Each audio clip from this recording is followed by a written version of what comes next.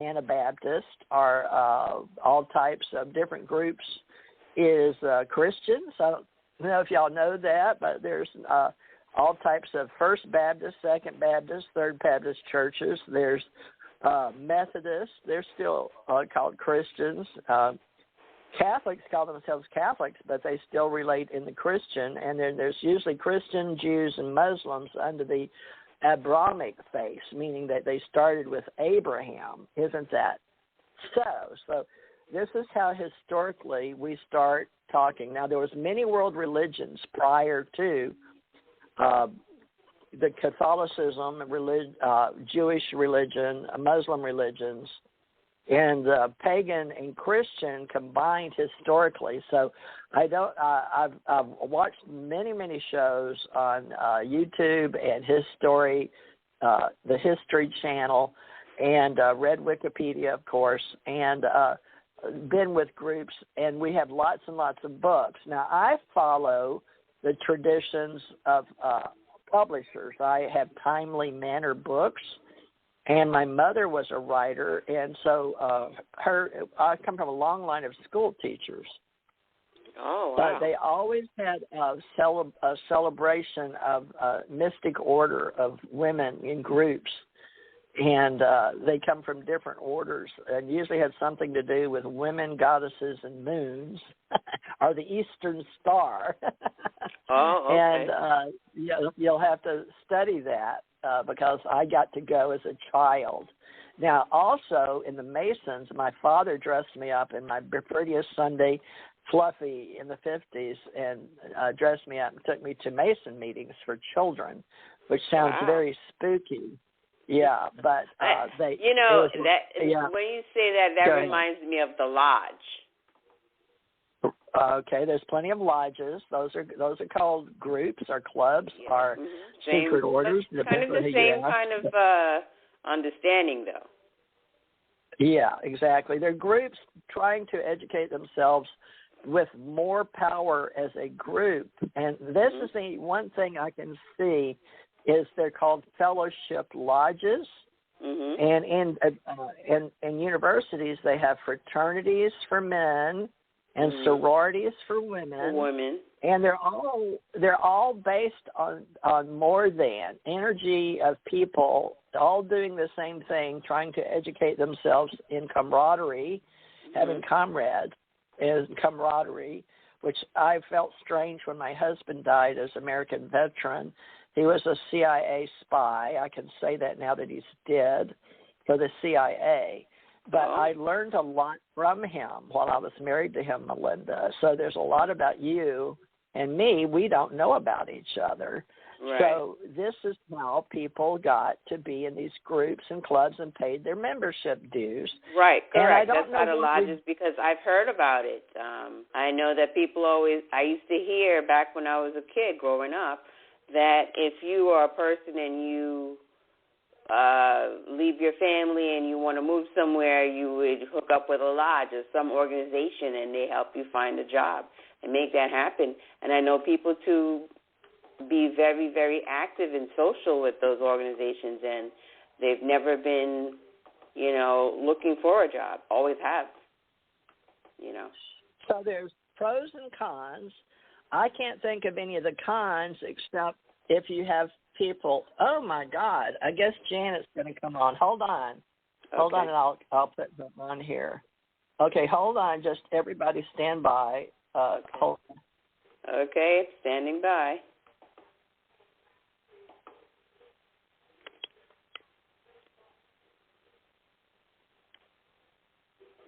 That's a good topic. Something different.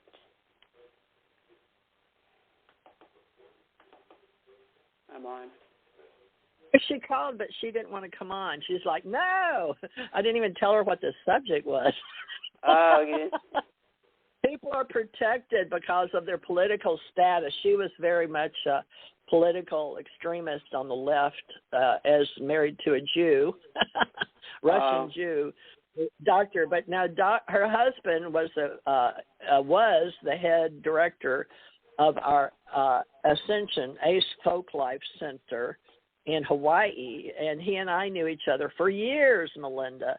And Janet, I've known Janet since 1993 when she came to my psychic group. I had a huge event at the Hilton Hawaiian Village, which was a very expensive venue for me.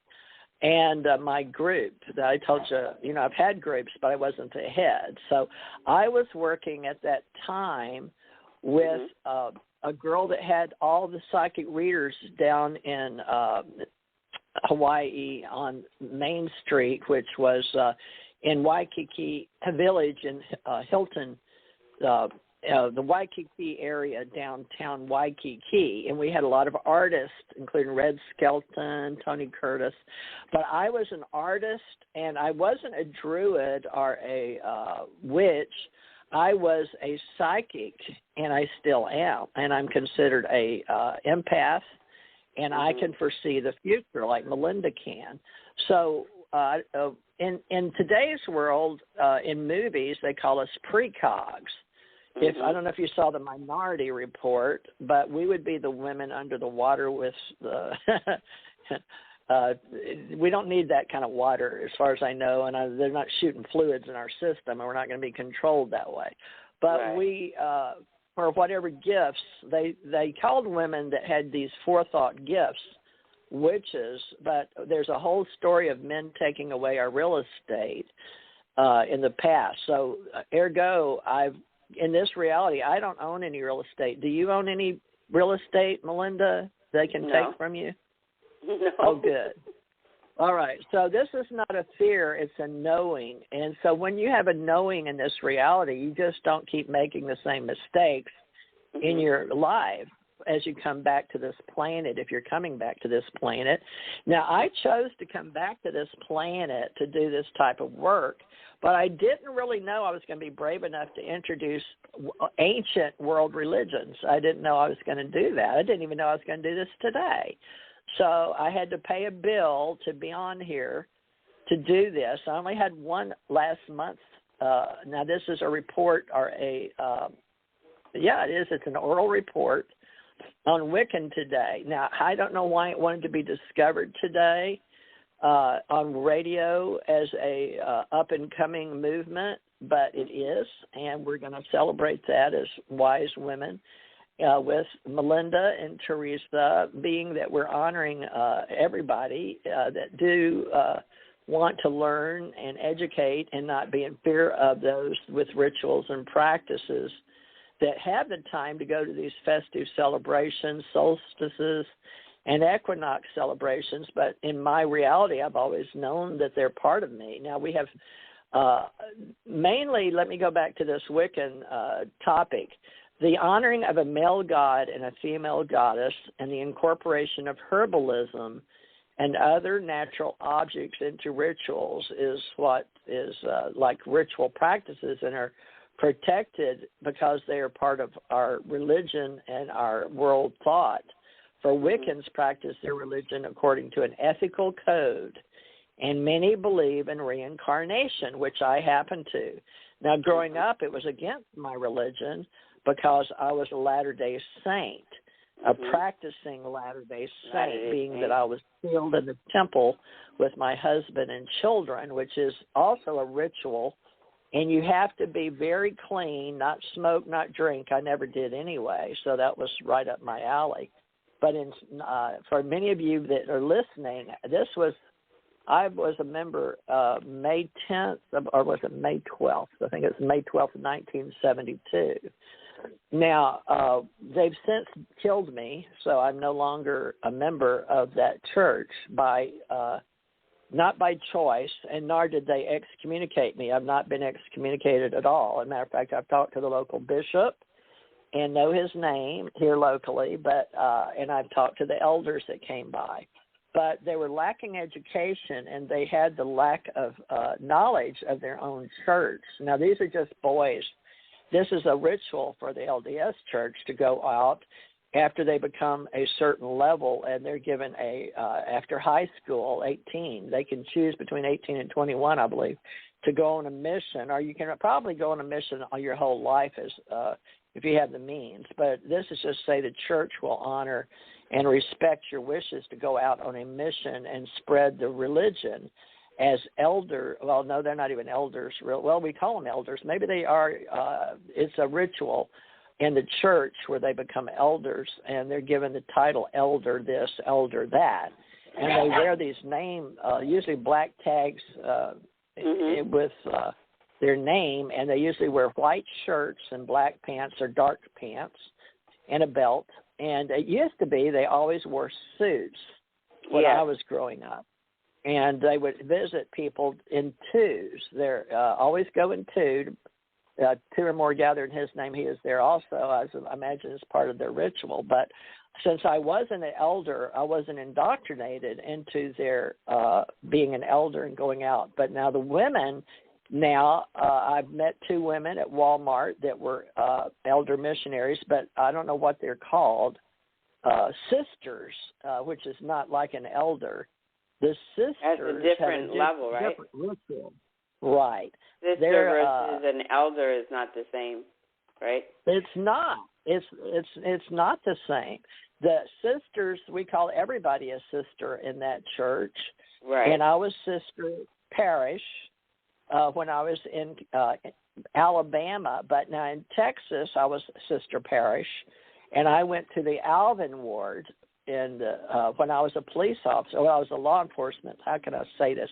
I was in law enforcement taking psychology at the Alvin Community College back in the day. Let's see. Okay, how long ago was that? I know.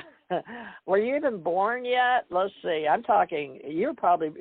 Are you a '60s child? I don't even know. You're very young. No, I'm not a '60s child. No. 70s? 70s. Were you born in the 70s? Yes. Oh, my gosh. So, folks, this is very interesting for me to talk to a person that I've never met.